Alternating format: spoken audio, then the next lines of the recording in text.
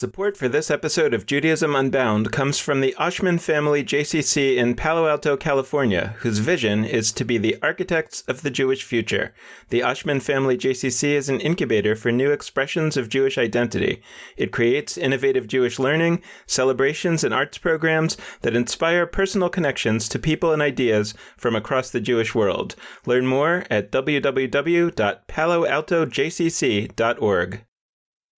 This is Judaism Unbound, episode 174, Tidying Up Judaism. Welcome back, everyone. I'm Dan Liebenson. And I'm Lex Rofberg. And we're here for our wrap-up discussion of our Omer series, but when we look back at the calendar, I actually saw that the last time we did a just Lex and Dan talking episode was episode number 154, so it's been 20 episodes since we've done one of these. I don't want to let that much time go by in the future. There were some reasons why it happened, in particular that the time that we had scheduled a Dan and Lex discussion episode, we had the opportunity to have Arthur Wasco on, and we couldn't pass that up. So it's been a long time, and we have a lot to talk about, so I want to jump into it soon. Before we do, I want to just call your attention to two major things. One, we're putting this episode up a few days after Shavuot, so if you've already celebrated Shavuot, we hope you had a good celebration. And if you haven't, this is your opportunity. So hopefully this conversation can be a little bit of your Shavuot observance, in the sense that Shavuot is this opportunity, as we see it, to kind of be at Sinai again and to take a bunch of Jewish ideas, mix them up, and perhaps put out a prototype Torah for you to move through the rest of the year with. So if this conversation helps you launch that process, hopefully that is an observance of Shavuot that will be satisfactory to you. And the other thing that we think can be helpful for that is a zine that we put out. Actually, Rina Yehuda Newman, our incredible fellow through the New Voices magazine fellowship, put this zine together. If you don't know what a zine is, I think the best thing that I can tell you is just go to www.judaismunbound.com/zine. That's Z-I-N-E, and you can find it. It's basically a kind of put together magazine-ish kind of set of materials, and there's all kinds of different types of stuff there. I don't want to give it too much description because I'll only not do it justice. So go to www.judaismunbound.com/zine and check it out. And hopefully reading that zine together with this conversation can actually be a meaningful Shavuot observance for those of you who have not yet had an opportunity to observe that holiday. On that front, it's really worth giving a shout out to Rina Yehuda Newman, who you just named. They've been our Judaism Unbound New Voices fellow for this 6 months since January, and they will be for 6 more months. So we're about at the halfway point of 2019. And in all sorts of ways that you might not have been able to see visibly, they've really made they've been a huge help to us, and they've probably been a help to you without you realizing it. So they've done a bunch of our show notes on the website. There's a whole slew of ways where their work has gone a really long way towards bringing you the resources that we want to bring you. And this zine is the most concrete way so far, but we're looking forward to continuing to work with Rina Yehuda through the next bunch of months. And if you have thoughts or praise to send the zine's way, send us emails and we will make sure that those go forward to Rina Yehuda. Absolutely. And along those lines, it's something that we've said before, but if you have some kind of special skills or interests that you want to help out the endeavor of Judaism Unbound as you understand it, please get in touch with us, because we are still looking for all kinds of new directions for us to explore. And it's and I'm about to talk about money, but in the absence of money, one of the ways that we really are able to make progress is when folks come forward who have various skills and are willing to donate those on behalf of our shared project. So please give us a shout if you have anything that you would like to offer and contribute. On that score, let's talk about money for 1 second.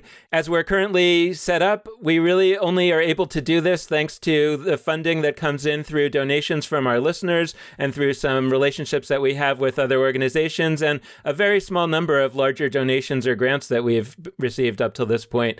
So if you are liking Judaism Unbound, if it's something that's part of your life, we really, really hope that you will be willing to make a small donation to help us keep this going. We've often thrown out the idea of donating about $1 for every episode that you listen to. So if you tend to listen to every episode, maybe something like $50 a year. And if you only listen to a few, then maybe a gift like $18. And if you're able to give a larger gift or to direct us to some kind of family foundation or another kind of foundation or some kind of grant that might be available, we would really be incredibly grateful to you for doing that. So in order to make a donation, you just go to www.judaismunbound.com/donate. And if you want to direct our attention to some other possibility, a grant or a foundation that you might be a part of, just send us an email at dan.or.lex@judaismunbound.com. And now let's jump into our look back conversation. So it's been, I don't know how many months, Lex, since we did that episode number 154. 100. It's been 100 months. 100 months. At least it sounds like 100. It seems like 100 months. It might have actually been 5, which is an incredible amount of months for us to leave without doing one of these conversations. And there we were exploring this idea that I've been working through and developing, and still actually am working through and developing, which is this notion of the other 10 commandments or the hidden 10 commandments or the 10 commandments about changing Judaism. And there was one topic that we talked about a bit in that conversation that I've become even more passionately excited about, which is using Marie Kondo's idea of tidying up as a metaphor for what we want to be doing with Judaism. And there's some ways that the Marie Kondo method has become even more dominant in my thinking, which I want to share really briefly, and then I want to jump into using that as a frame for unpacking some of what we've been talking about over the last few weeks. Marie Kondo, for those who don't know or don't remember, is somebody who basically helps you make your house neater. She has a Netflix show. She has a book. The Netflix show is called Tidying Up with Marie Kondo. The book is called The Life-Changing Magic of Tidying Up. And her basic idea is that the best way to tidy up is to actually take everything out of where it currently is in a messy state. So if we're talking about clothes, the idea is to completely empty your closet, to completely empty every single drawer and put everything on your bed in a huge pile. And I've actually done this.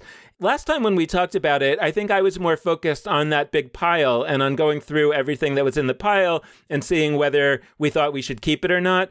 What I've realized since then is the power of actually emptying out your closet and all your drawers. That what you're doing when you absolutely empty your closet is you are saying there is not a single thing that has a right to be here because it has been here before.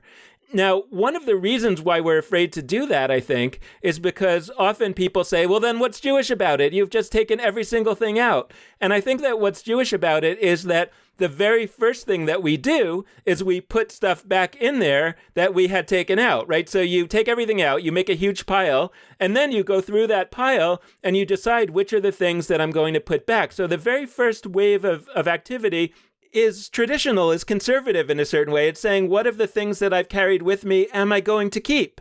And I think that a lot of times when we talk about Jewish innovation and everything that we talk about, we may not always make that point as clearly as it ought to be made. And so a lot of times the idea of innovation, of adding new, can be very threatening, not because you necessarily oppose the new stuff, but because you're afraid that somehow the new stuff is going to kick out some of the old stuff. And so the process of going through it and saying very clearly, let's not even talk about what we're not going to put in our closet. Let's start by talking about what we are going to put in our closet. And I think that there's kind of to wrap up the metaphor a little bit, I think that there are actually two dimensions, two kinds of things that we might have taken out of our closet and then put back inside. Number one is things that we pick up and we hold and we say, this is perfect just as it is. Like, let's keep this. It's great. And then there's another kind of thing, which I'm thinking about, for example, my college t-shirts, which you're like, I'm never going to wear these things again. They are not actually useful in the way that they are currently arrayed, which is a ratty old t-shirt. However, there's sentimental value, there's some other reason to retain them. Maybe I can somehow do something to kind of spiff it up. Maybe I can sew together all my college t-shirts into some kind of blanket that I can use on my kid's bed or something like that. And so when I look back at the set of episodes that we've done over the Omer and even the bunch of episodes before then, I kind of want to look at some of the things through that lens. And the first one that has really been on my mind is the idea of halakha, or right, a Jewish way, the things that in the second era of Judaism, in rabbinic Judaism, were understood to be Jewish law. And I think that the basic idea there, which a lot of our listeners may not have really ever encountered, because if you grew up Reform, for example, or secular, you may not have ever really had as part of your life that we were doing Jewish things all the time out of some sense of law or obligation. Whereas if you grew up Orthodox or in some cases conservative, you might be familiar with that concept and you might have found it wonderful, and you might have found it, as I did, kind of oppressive. But this notion that Judaism hasn't been just a set of beliefs or principles or values, but actually those things translated into habitual practices, that, and the focus being more on the practice rather than on the underlying value or goal, is actually a key part of Judaism that I think we should actually inspect really carefully before we decide to put it in the discard pile. So I'm curious about how that struck you and to try to dive in a little bit to some examples. Yeah, I mean, my relationship to halakha has been pretty open book at this point and complicated. And what I will say is some of those conversations we've had recently about what halakha could be have made me more interested in the project of rehabilitating halakha than I was before. I'm still not fully convinced. And I think part of that might be my different background. I think it's important to be aware of, like I did grow up in a Reform environment where Judaism as sort of rule and regulation that undergirded daily practices of my life that's not what it was. Judaism undergirded my life, but in different ways. I don't want to make it sound like there's something shallow there. I actually am like deeply grateful, and that's still who I am. But like, I guess I just continue to be dubious of what halakha is, right? So what I am intrigued about, what excites me, is a future halakha that really would just be basically the idea of regulated practice, like the idea that on a day-to-day, week-to-week, month-to-month basis, the choices we make matter. What Ayalon Eliach said about how every action that we take in our lives matters according to Judaism, and that's the magic of halakha. Like, I agree with that, and I would love a future where there is a system for something like that, like to use the word system that we keep on coming back to.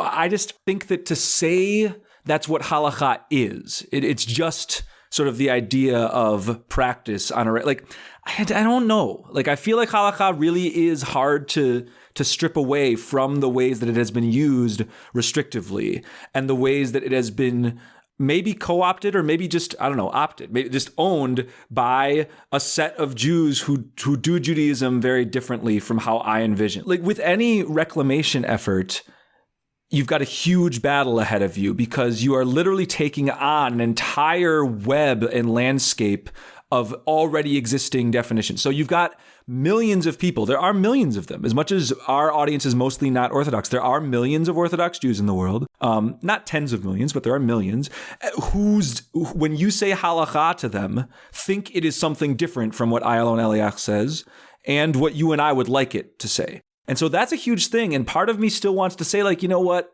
I'm going to take the route that we often agitate for on this show, which is start something new as opposed to build from within an institution. Now, halakha is not an institution in the way that a JCC or a synagogue is, but it is an existing modality, changing which often will come up against some of the same challenges that changing an institution will.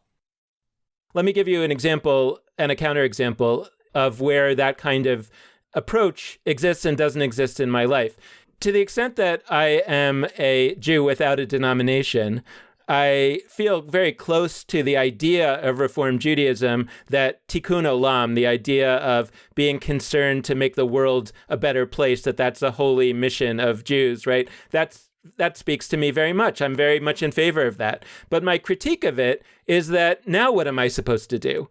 And I feel like Reform Judaism doesn't have a whole lot of prescriptive next steps for somebody who says, yeah, I buy into your ideology. Contra, I was thinking of the thing that is most like a halacha, most like a ritualized, repeated, habitual behavior in my life and my family's life that occurred to me was recycling, which, by the way, is driven by the values of tikkun olam, right? We're recycling because we think that we have some kind of responsibility to make the world a better place, to care for the environment, etc. And we have translated that into a requirement that whenever you have something that can be recycled, whether that's paper or plastic or metal, that you put that in the recycling bin. And if you were to put that in the garbage can, there would be tremendous social shunning of you in our household, right? Who put this in there? It's so clear that is something that we would never do. I value that a lot, and in a way, I'm saying that I feel like my life is impoverished for not having more things that I can think of that function that way, like recycling. Something that we don't currently do is to decide what percentage of your income you want to give to charity and then have that direct deposited into a separate bank account. In some ways, that is the most halacha of the halacha, right? Because it's become so ritualized and habitual that you don't even make any decisions whether or not to do it. You made one decision and then it's done automatically. And some people could say, hey, that's not good because it's really the power of making that decision and really wanting to make that choice and leaning into the pain of it that makes it virtuous. That has not really been the traditional Jewish perspective, right? The Jewish traditional perspective, the sort of halachic traditional perspective, is that if we can take that out of your conscious decision-making as much as possible, you're more likely to do it. And I think that I basically agree with that. So it's very attractive to me to say how that when I'm thinking about putting things back into the closet of Judaism, by the way, we start to get into the putting things in the closet metaphor is a little dangerous, but so at least for this conversation, we're talking about the closet as a positive thing, right? As our clothes closet. That when I think about putting things back in my clothes closet, that's one of them that I say, gee, I think we might have made a really bad mistake to take the whole concept of halacha out of the clothes closet altogether. I think I've said on the podcast in the past that if I were to scope something that I'm not going to call halacha, but that would be similar, the first thing that I would put on it is blood donation for those who are eligible. So, and this is what's funny. So you mentioned the Reform movement. I'm in the Jewish Renewal Rabbinical program, but I was shaped by going to a Reform congregation and in all sorts of ways still have not really left Reform thinking. For me, that tikkun olam idea, that idea that Judaism ultimately boils down to bettering the world, that's in me. Even on days when I want to say, no, tikkun olam is misused and blah, blah, blah, it's still in me. It's there. And so for me, given that I have that premise, I couldn't think of myself personally as living out that premise if I didn't take on the action that is the most substantive form I can think of practically bettering humanity, which is giving blood so that somebody won't die. That's ultimately what it is. And I put it starkly, it's crass terms. And I recognize that people who don't give blood regularly, this might sound hard. I am saying I think it's bad that people who are eligible to donate blood don't. I'm coming from kind of an ardent, you could call it fundamentalist place. It is my fundamental. It is my foundation. And so for me, I would absolutely be down with starting a system where it's okay, we believe in saving human lives. That's a value we hold as a way of taking that next step, to use your terminology. So it's not, we can't just believe that without creating tangible steps. What's a ritual that's a regular basis, say every 8 weeks, say every 16 weeks for double red. I mean, I'm using the actual frequencies that you're allowed to give blood. It's a ritual already. It's built to be a time-bound positive ritual. I'm using language that is traditionally associated with Jewish commandments. So it's already there. It's every 8 weeks. We could draw up some blessings for it, which I think could could draw in certain ways on things in the closet that we do like. There's parts of liturgical language that I'm okay with, other parts that I'd change. Like that to me is how we could start to build this. But it does ultimately require me being willing to say, I think it's bad to not donate blood if you are eligible.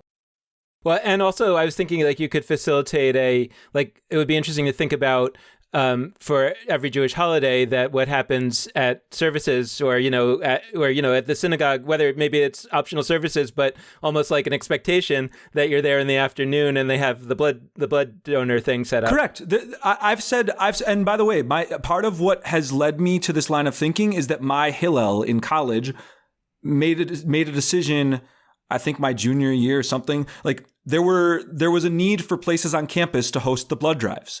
And we hadn't been, and then we started hosting blood drives in Hillel.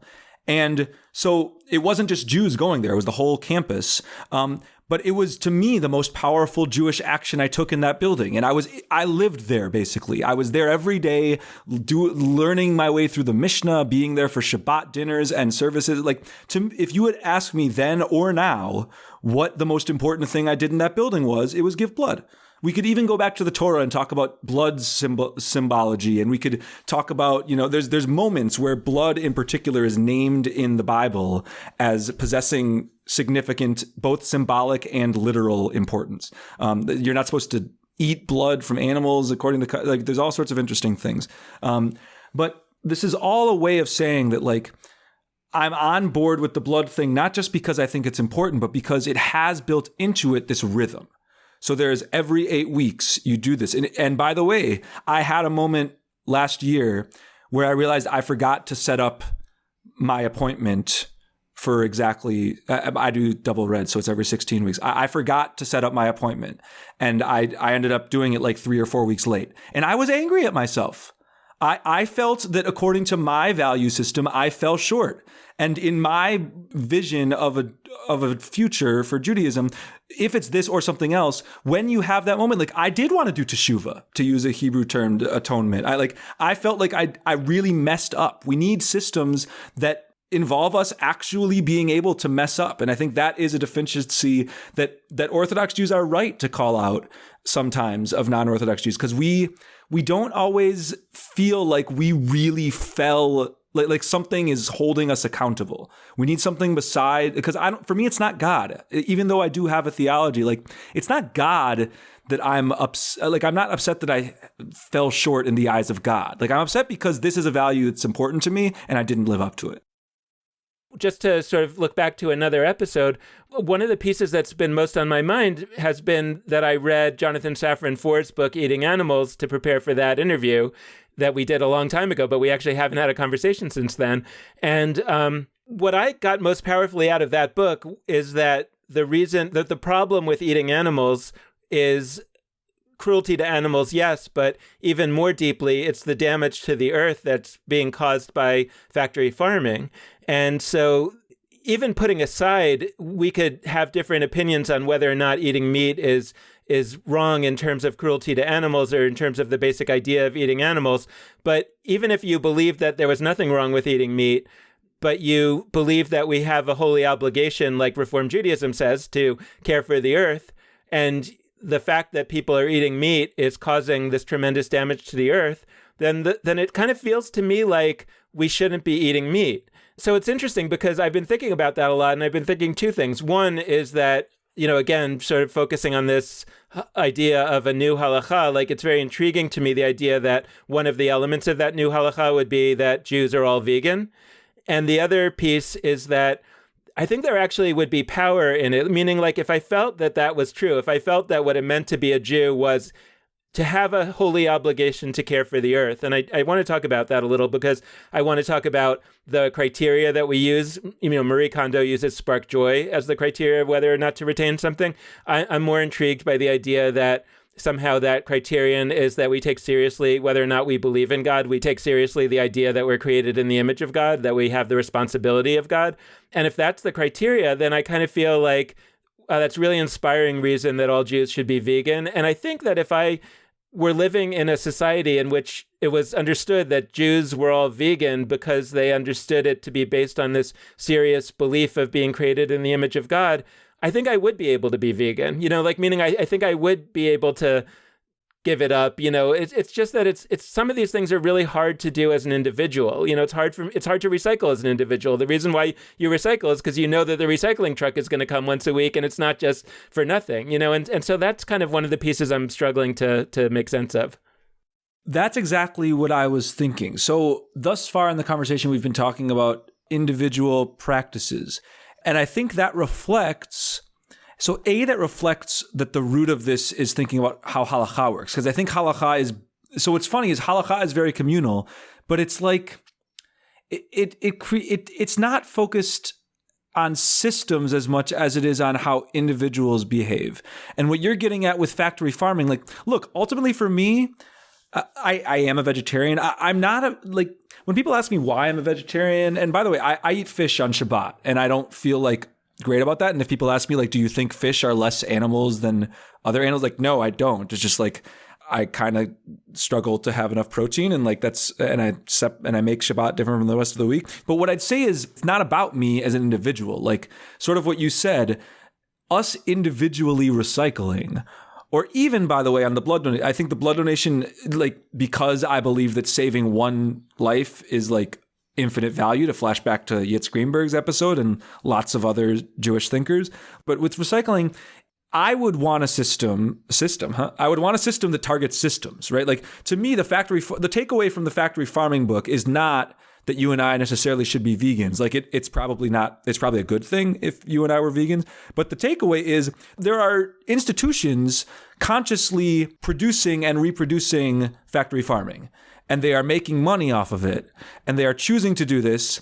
And if we were to create a mass movement, which, religion in a good world, I think religions are mass movements. Like, I don't think we think of religions necessarily as activist bodies. I'd like to think of them that way when mobilized effectively. That gets to David Jaffe's whole side of arguments. But like, to me, if we were going to carry this, I'm now thinking more about the blood thing because that's just what I brought up. But like, I would put right alongside my individual obligation to give blood the idea that every time I go to the blood facility, and when others do, and even when I'm not there, that I am agitating to change policies that bar gay men and non-binary people from giving blood. And I think that me giving blood has less of an impact than creating a world where an entire section of the population is allowed to give blood who wasn't before. Like, that will save many, many more lives. So it would be about the individual practice that I take on, but it would be about creating a world where all of those individual practices create a movement of people who really affect the world. And I think even of like a trivial example, I don't think wearing a yarmulke does as much like metaphysical good as any, but like, Jews around the world often wear yarmulkes, mostly men, but like more and more people of all genders. When head covering bans come up in Europe or in Canada, Jews are out on the front lines. And they're out on the front lines, often even Orthodox Jews, because they're the ones most, like, with Muslims, with Sikhs. That's the project working. We are on a team with people who we might otherwise be blind to as a result of this random custom to wear headwear. I want us to be doing that on, say, bans on certain kinds of blood donation just as much. So I'd want to shift our system to be about those kinds of rules. I actually just want to ask you two things before we move on to other topics to reflect on. Well, first, I just want to mention that what I found really valuable in learning from David Jaffe and Greg Marcus and understanding how Musar works is the idea of kind of spending 2 weeks at a time just working through something, in that case, a particular inner trait or practice. But I think it would be interesting to spend 2 weeks at a time for a year, working through various pieces of this new halakha, and just saying, hey, we're going to spend 2 weeks on recycling, 2 weeks on philanthropy, whatever, and then we're going to move on and we're going to come back to it again next year. My questions to you are, number one, I want to float a principle, at least one that I'm floating as that decision-making criterion, but I'm curious like what you think about it and whether you think there should be others. We don't necessarily have to decide upon it today, but is this a fruitful area for consideration? And then the other is I have a question for you about, what you've talked about as Judaism as a library versus as something else. In terms of the decision criteria, it's like when I talk about to groups this idea of tidying up Judaism and using Marie Kondo's method, people will inevitably ask, but if the criterion is whether or not it sparks joy, that's going to get rid of a lot of Judaism. That's kind of a joke. But I'm like, yeah, whether or not that's true, that is not what I think the criterion ought to be. I'm looking for a criterion that's more elevated than that, or criteria that are more elevated than that. And for me, the one that's coming through most clearly is what we can think of as the Spider-Man principle, but I also think of it as the created in the image of God principle, is that whether or not we believe in God, we have a long history of Jews talking to God and having various expectations of God. And my translation of that is basically that when we believed, or to the extent that we believe that there's a more powerful being out there than us, then we have a very clear understanding of that powerful being's obligation toward us as less powerful. And so in a way, the Spider-Man principle says, right, with great power comes great responsibility. There's the idea that as we begin to have more and more and more power, with those additional powers come additional responsibilities. And I think that notion of the image of God or walking in God's ways is very, very traditional. It might be heretical or over the top for me to say that we have all or most of the powers that we used to attribute to God. So we don't even have to go that far. We clearly have a lot more powers than we used to, godlike powers. And it seems clear to me in the Jewish tradition that there is an understanding that we should use the powers as we get them in the way that we imagine that God would have wanted to or would have been expected to use them. So it feels to me like that is a pretty inspiring, at least to me, criterion to say the things that we should be retaining in Judaism are the things that work in that regard, that say that as we now are often people who have a lot of power over others, over animals, over the earth, etc., that we should retain the elements of Judaism that help us use that power well and responsibly. So, and then my other question is that as we talk about something like halakha, something like, hey, wouldn't it be great if Jews all were vegans or Jews all recycled? How does that land on you in terms of how you've talked about Judaism as being a library that opens itself to lots of possibilities, as opposed to, that I'm continuing to aspire toward this like single Judaism that everybody would kind of do. It would just be very different from the one that we have now. I don't think, we may actually be on the same page about this past tense and present tense. I don't think that there has ever been a unified, I don't think that there is ever at any point, ever, anywhere, I can't use enough superlative words here. Really, really, I don't think that any idea of a coherent Judaism, of a coherent, this is what the whole ism is, I don't think it's ever existed. And more than that, for me, I don't think that it's possible for it to exist. So for me, what we're talking about in terms of creating a system, it's creating a myth. And I don't mean that disparagingly.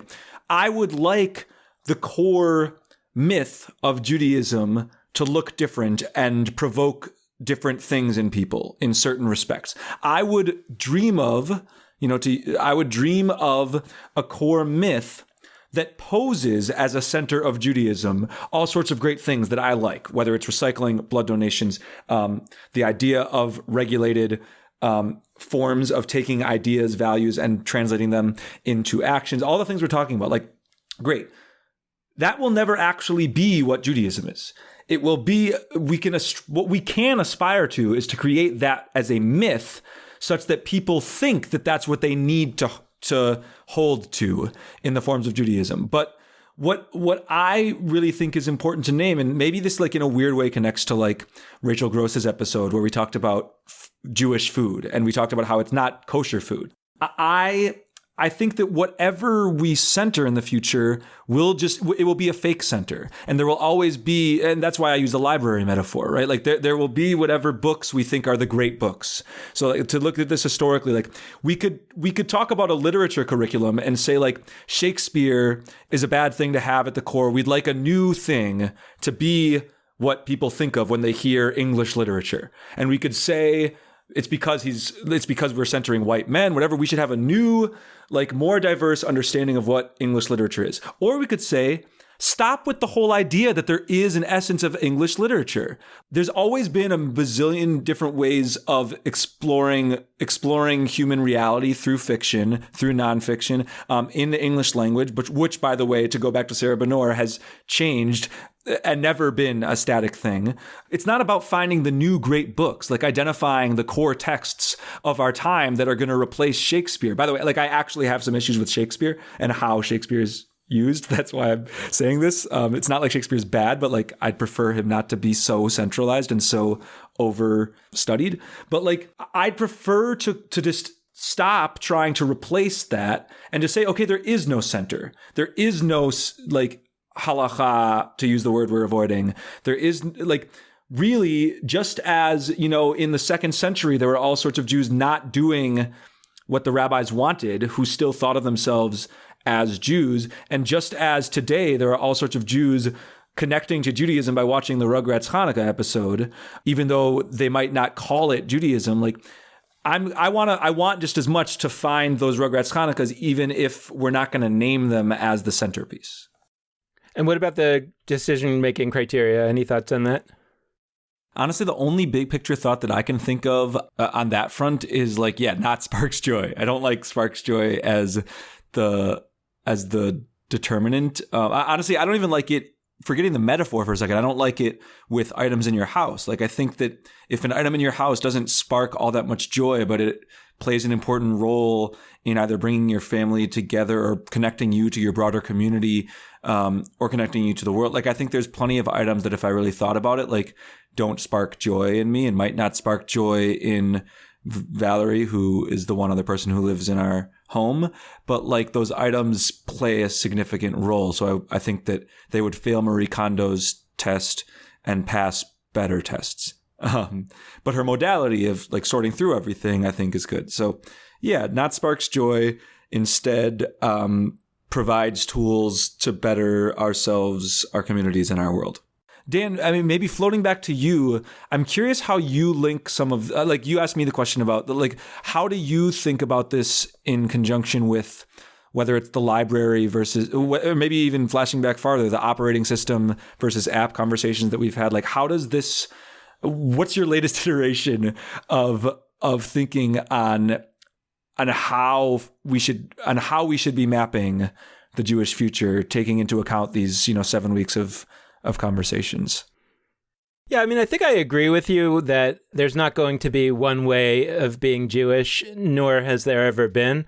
But I still think that I want to operate aspirationally towards there being one way, or at least, right? Like, I think that maybe a way to put it is that I'm looking for the Judaism that I want to be a part of, and by definition, there's only going to be one. Now, we could say you could be a part of multiple ones or whatever, but but I'm thinking like I'm looking for the place where I want to be a part of, and in some way, I'm looking for a community of other people who say, yeah, that's the Judaism that I want to be a part of, and then all together we'll be a community. So there's part of me that says, yeah, descriptively, Judaism can be seen to be a library, and I'm looking to take out a particular bunch of books from that library and move forward with my peeps who like that same set of books.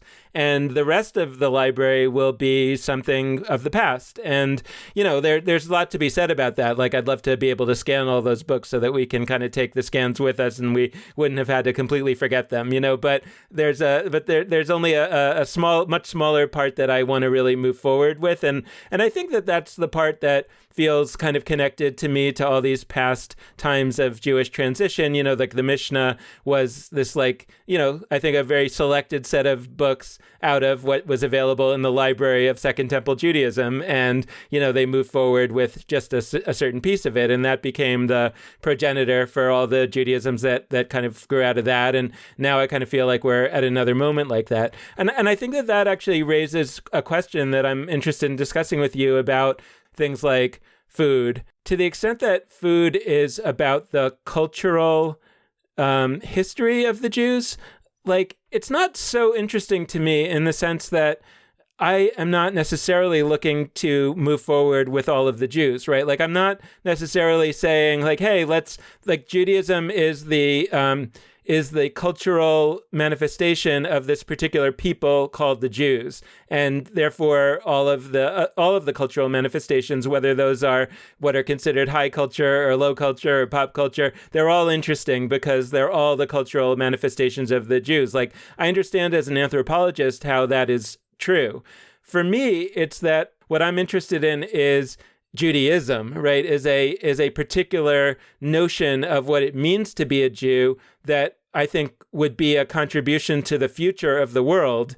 And I'm looking in a way for a new community to form around that, of whom I could imagine lots of people who didn't grow up Jewish or who aren't Jewish under conventional standards, and all kinds of other people. And then, therefore, all of their cultural histories are also relevant to the whole story. And so in some ways, I guess I'm just interested in things like Jewish food of sort of Jewish cultures of the past or present as interesting from a kind of historical standpoint, but not necessarily interesting from a future-oriented standpoint. But I'm very open to being told I'm wrong here.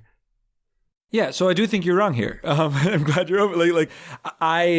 For me, it boils down to some pieces that Rachel Gross brought up. It's like there's, I think, a misconception at the core of this, whether it's for you or for others, that meaning making is most effectively divined from whether it's religion or something that is, I don't know, like grand. Something that is structured, that is unified, that has and I just don't think that that's how humanity works. And you're right to bring up anthropology. Yes, this is coming from a place of the academy or whatever. I'm deeply influenced by anthropologists on this front, but I find that people tend to experience meaning mostly or largely from places that they don't realize they're experiencing meaning from. So religion is one such place. But I've been wandering around giving these presentations about sports in Judaism. I genuinely, and there's 0% irony here. There's 0% humor. I think that sports fandom is a religion. I think it's religion. I think it's a religion. I think it is experienced in pretty much all of the same ways that we think of Christianity being experienced by people, or Judaism to the extent that it is a religion, or Hinduism or Buddhism or Confucian. Sports fandom serves those roles. And so for me, the idea that we wouldn't, I think if you were to ask society to create, there have been folks at various points that have wanted there to be a unified, forget just one, society-wide approach to the world, whether that was through things like Esperanto, one language for everybody, whether that's through certain ideas that folks really wanted to be held by everyone. I don't think how we address professional sports would be a topic of discussion if a committee of many societal leaders came together to craft a society mission statement. But I think they'd Correct. be wrong. They would be wrong. I'm not saying that because I'm trying to be cute. I think actually how the world flows is largely deeply intertwined with what happens on various professional sports fields. And there's a reason why Jackie Robinson happens in 1947, breaking the color barrier, and all sorts of other important civil rights legislation follows a decade. I do not think it's trivial. And I think we've created this terrible, terrible misconception that the stuff that is just sort of fun or on the edges, movies, film, books, sports, all these things, food to go with what you we've created this idea that, yeah, we do that stuff, but it's not the meat, politics. And I know you're not saying higher culture, that's where the real stuff happens. And okay, so those things maybe mirror our world. No, they create our world. When there's a Marvel movie that makes $1 bazillion that centers a female character, or for Captain Marvel, or that centers a whole bunch of black characters in Black Panther, that's not mirror, that's the world changing. That just happened. That is an achievement in and of itself. It's not that, that might provoke the rest of the world to change. That is it. That just happened. That's huge. And I think that as we see these things as a means towards a bunch of other things, we're missing the point. These are actually the rhythm, the meaning-making devices of people's lives, and we dismiss them at our own peril. I, in no way, am trying to be dismissive of things like food, for example. I think that it should be probed really deeply, but I think there's a difference between probing it really deeply to understand that hidden within this food may be this deeply rich interpretive tradition of women that we better not lose, versus looking at it, again, from the more pop culture-y kind of perspective that says, well, this isn't about this kind of hidden, or maybe it is, right? And I guess that's my question for you, is like whether in pop culture, like you were saying about, for example, and I agree with you about the Marvel movies, that there is stuff hidden within pop culture that is actually much more significant than it's given credit for. So I'm interested in like probing at that and understanding that in a deep way. And I'm not trying to be dismissive of it, nor do I want to be the opposite of dismissive. I want to probe it deeply, just as we would probe anything else, but to really understand, like, what is it that we can sort of understand from this? So just as an example, I think that it's really valuable to probe Jewish food and understand how food was used in such a powerful way to interpret the Jewish holidays and to really find deep meanings in the Jewish holidays and through a food culture. So I think that's an example of something that's really, I feel like something that we want to bring into the future. Whereas to the extent that we're looking at food and really what it is, that we eat potatoes because in Europe, that's what grew, it's like, okay, so that's part of our past, but I'm not sure that it has to be part of our future. Yeah, I mean, I'm with that, but I also think that that's no less true of, and I don't know that you disagree, like that's no less true of rituals or holidays. Like a lot of the holidays that we do, a lot of the rituals that we do them because to use the potatoes, like we do them because the people nearby did them, and we exactly right. literally did the same. Like it's not less true of the food. So look, it's sort of like I'm just sort of buying into Rachel Gross's "What Jews Do" test. She didn't pose it as a test, but she said that when she talks to her students in religious studies classes, she says that Judaism is what Jews do.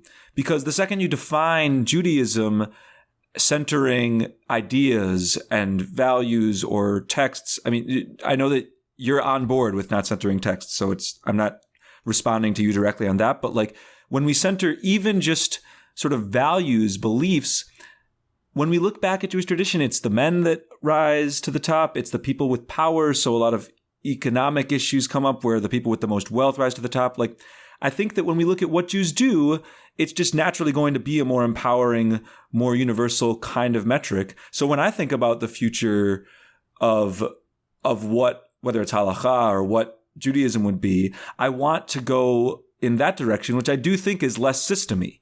What Jews do isn't a system; it's what Jews do. But here's what I'm thinking. It's sort of like how it's like when people say, okay, so lots of Jews watch Seinfeld, but that doesn't make it Judaism. I question that. Like, why? Why? If more Jews are watching Seinfeld, and by the way, I'm not deeply invested in Seinfeld. I actually have a lot of problems with Seinfeld. I love it, and also I would not want it centered when there's lots of other choices. Whether I like it or not, if there are orders of magnitude more Jews that have a deep relationship to Seinfeld and will tell you to your face that it relates to something they would call Jewish identity, if there's orders of more magnitude for that thing than Shavuot, which I've said a million times, I love. I would like Jews to like Shavuot. No matter what I want, the Seinfeld has won in that situation. And I can work prescriptively to change that. But I think that there's always going to be those pieces on the sidelines that are getting a lot of airtime in terms of the hearts and minds of Jews that are going to try to be dismissed by the elites of their time. And we could try to keep updating the elites so that they're better in touch with their people. But the reality is they're always going to lag behind. And so that's why I would err on the side of just like saying what is on the margins in terms of culture, food, dance, art, whatever. That's just this. It's like what we said with Andrew Raymer. His book, I'm not willing to say, is like culture, whereas the Zohar is religion. They're each commentaries on the Jewish past, invoking people that have not had certain layers of meaning added onto them. I'm putting them on the same playing field. So my question, in a way, is whether Judaism and the Jews are a completely overlapping Venn diagram or ought to be. Because in a way, I think what I'm suggesting is that what if what the Jewish future really ought to be is a Judaism that most of the Jews would not participate in, and that, maybe all kinds of other people would participate in it, and that it would be a derivative of the Jewish content, but like it wouldn't necessarily be a derivative of the Jewish people. And I think that that's something that's kind of like worth considering and thinking about. I'm not necessarily advocating for it. I'm just saying that I think that we often, that's the distinction that I'm trying to make between anthropological looking at these things and kind of prescriptive ideological looking at it. And I guess I'm really kind of comfortably positioning myself as an ideologist, right? Or